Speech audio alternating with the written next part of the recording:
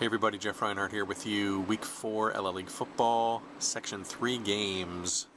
Week 4 means section openers. There will be one non-league game with the Section 3 teams from here on out. Columbia drew the short straw. Tide has the non-league game this week in Section 3. We'll get to them last. 3 games then to chat about in Section 3. Ready? First up, the six-time defending champ Lancaster Catholic begins its last ride through Section 3. I'm not sure they're they crying about that in Section 3. I don't know. Last go around for Lancaster Catholic. They're on the road. They'll open up at Donegal. Indians are 1-2. Had a good win over Fleetwood, 45-7. Really lost that first week bad to Daniel Boone, 61-7, and then lost last week to Conrad Weiser, another Berks team. So Donegal's done some things. Johnny Martin's been great. He scored touchdowns all different kinds of ways. Donegal's got a bunch of points, but it hasn't shown up in the record here quite yet. They're 1-2, so they get the first crack at Catholic here in a league game this season. Crusaders are 3-0. Just had a great game against McCaskey last week. Scored 56 points. Seems like every time they had the ball, they scored. It was unbelievable. Their offense has been fabulous. Number 1 in the league. 488 yards a game, I want to say. Number 1 in the league in points scored.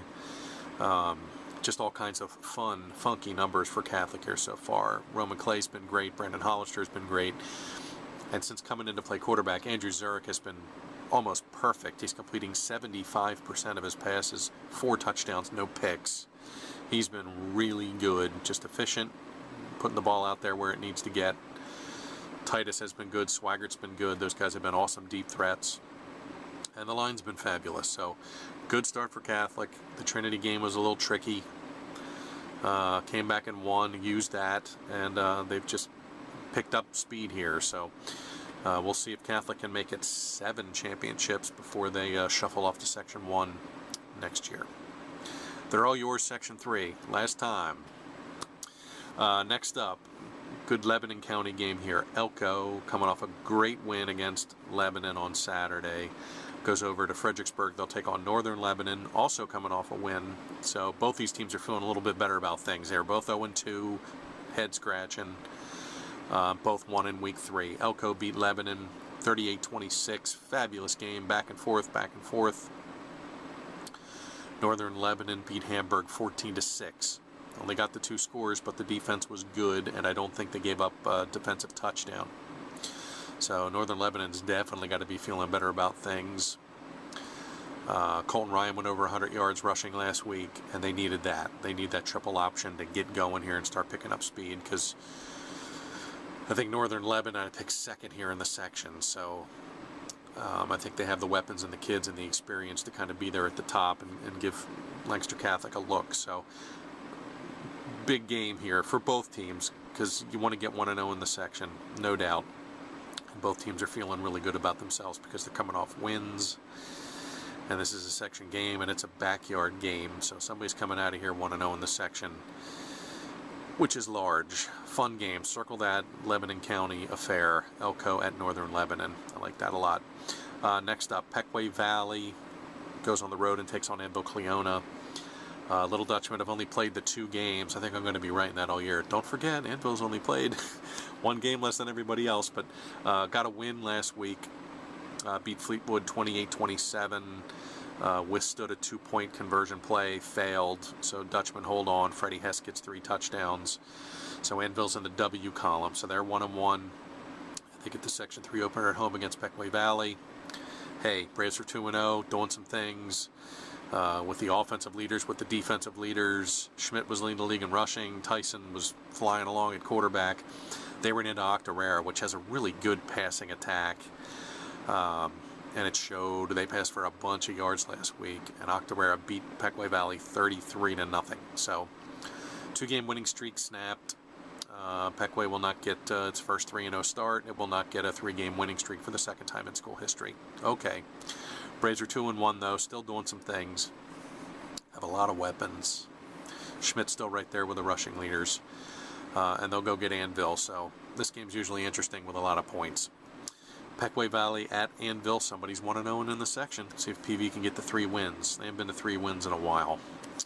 Okay, last game involving a Section 3 team this week is Columbia. The Tide gets the non-league game this week, so Columbia will be done with the non-leagues first. Their first 4 games will be non-leaguers. Tide's 2-1, coming off a tough trip to Daniel Boone. Figured that'd be a tough one, and it was. They lost 42-6. Boone's really good. Still, Columbia, 2 wins, doing some things. Seth Lefevre's been just fine at quarterback. He's like 31 for 44. He's completing a great percentage. Mike Burke's still up there with the catches, second in the league, and I think he has 5 touchdown grabs, which is second in the league, so he's right there. They'll play Boiling Springs from the Mid-Penn Conference. They're in the Capital Division, and actually they've already played 2 league games. They're 1-1 in their league. They lost to Palmyra. And the Bubblers, great name, they're 2-1 overall. They had that tragedy this summer. Wow. Sam Gitt, senior lineman, they were at the team camp, and he died. He collapsed and died during the team camp in Reading. It was at Albright College. So that's rough. So the Bubblers are dealing with that, losing a friend and a teammate and a classmate. So perhaps using it as motivation. Good start for those guys. They're 2-1. They'll come to Columbia and get a 2-1 Tide team. So last non-leaguer for Columbia. They'll jump into section play next week. Boiling Springs at Columbia. That's your non-leaguer. Pequea Valley at Ambo-Cleona. Interesting. Elko at Northern Lebanon. Really good Lebanon County game. And Lancaster Catholic, last go-round in Section 3 starts Friday at Donegal. Those are your Section 3 games. Those are your 3 videos for the week. Week 4, LA League football. Live blog, I'll be at Garden Spot for Conestoga Valley against Garden Spot, Bucks and Spartans. A couple of 2-1 teams. That should be fun, so come check me Friday night for that. And plenty of other stuff on the page. Again, thanks for stopping by. Appreciate it immensely. And I'll talk to you soon. Thanks.